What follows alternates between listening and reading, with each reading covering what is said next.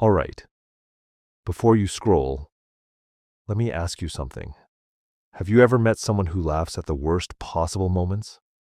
Like, life just punched them in the face and they're like, wow, again? Classic. Yeah, that's not them being careless. That's someone who's been through too much. And today, we're talking about the psychology of people who have gone through more than their fair share of life's nonsense. Not in a sad, heavy, play sad piano music way, but in a real, human, oh wow, that's me kind of way. Because once you understand them, you might realize you are one of them. Let's begin. People who've been through too much don't announce it. They don't walk into rooms saying, "Hello, everyone. I have trauma." No. They walk in smiling, cracking jokes, asking you how you're doing. And that's the first weird thing. They're usually the calmest person in chaos. The fire alarm is going off. Everyone's panicking. And they're like, okay, so if this is how I go, at least I'm dressed decently. Because when you've already survived emotional earthquakes, a little noise doesn't scare you. They've seen worse, felt worse, lost worse. So their nervous system is like, oh, this? Cute. Here's something nobody tells you. People who've gone through too much don't react fast. They pause. Someone insults them. Pause. Bad news. Pause. Unexpected disaster. Pause. It's not because they're slow. It's because their brain learned one thing very early. Reacting quickly can make things worse. So they wait. They observe. They calculate. It's emotional chess. And yes, sometimes they overthink everything, like choosing what to order at a restaurant. Waiter, are you ready? Them, yes. Brain, but what if this choice ruins my life? Because when life has blindsided you before, even small decisions feel suspicious. Now let's talk about humor. Dark humor. People who've been through too much are hilarious. Not stand-up comedy funny. More like, why did you say that? I'm laughing but also concerned. They joke about things that make others uncomfortable. Breakups, failure, existential dread, the meaninglessness of everything. Why? Because humor is how they survived. When crying didn't help, when screaming didn't change anything, they learned to laugh. Not because it was funny, but because it was lighter. Laughing gave them air. So if someone jokes about their pain, don't tell them to be more positive. They already are. This is what positive looks like after reality hit. Another thing you'll notice? They're extremely independent, almost aggressively independent. They don't ask for help easily. You could offer them assistance and they'll say, no, I got it. While clearly not having it. Why? Because at some point in their life, help didn't come. Or it came with conditions. Or it came late.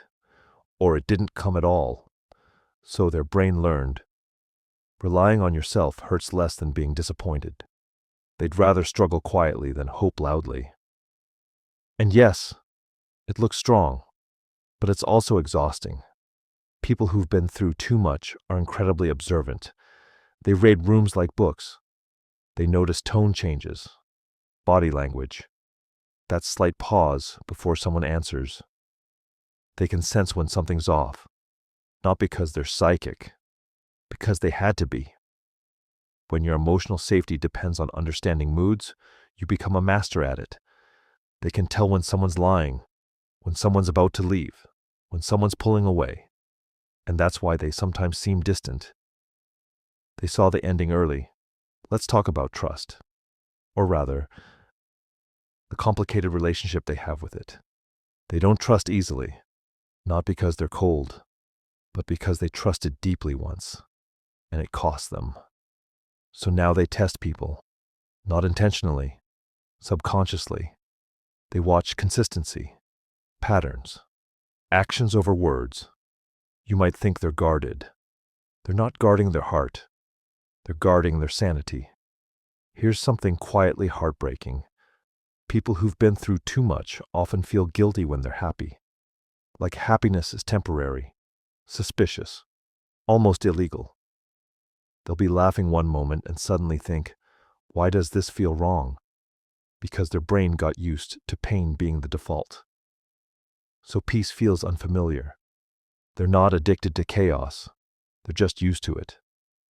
Stillness feels loud. They also downplay their pain.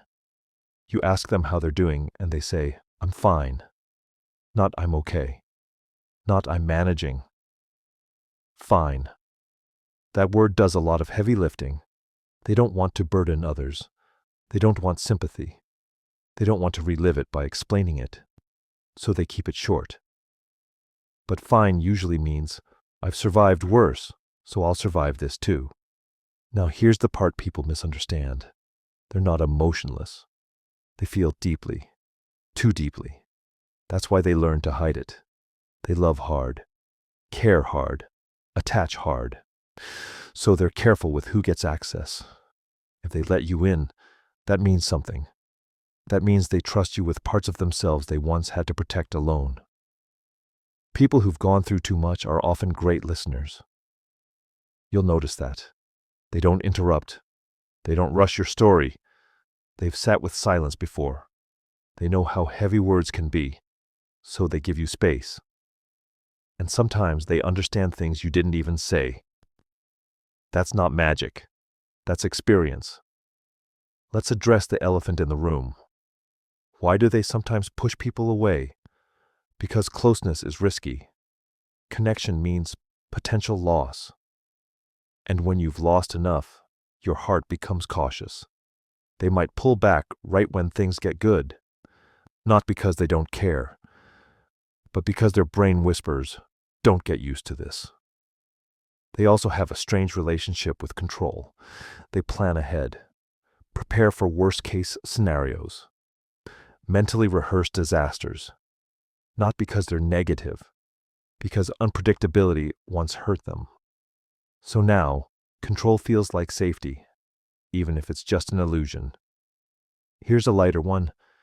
They're usually the mom friend, or the therapist friend, the one everyone vents to, the one who gives advice that's oddly specific and painfully accurate. Because pain taught them wisdom, not the Instagram quote kind, the lived kind. But here's what they rarely say out loud. They get tired of being strong, tired of understanding, tired of holding it together. They don't want to be resilient all the time.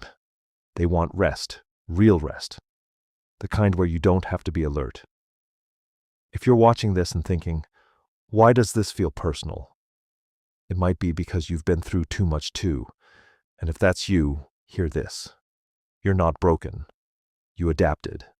Your mind did what it had to do to survive. And survival leaves marks. But it also leaves strength, depth, perspective. And if you know someone like this, be patient with them. Don't rush their healing. Don't force vulnerability. Don't take their distance personally. Consistency matters more than intensity. Show up again and again. That's how trust rebuilds. People who've been through too much don't need saving. They need understanding. They need safety. They need time, and sometimes they just need someone who won't leave when things get quiet. Because behind the jokes, the calm, the strength, is someone who learned to carry weight early, and they're still carrying it. So if you see them smiling, know that it's not fake. It's earned. And if they let you see the cracks, that's not weakness. That's trust. If this video made you feel seen, you're not alone. And if it helped you understand someone better, then it did its job. Sometimes the strongest people are just tired people who kept going. And that deserves more respect than we give it. Take care of yourself and be gentle. You've already survived enough.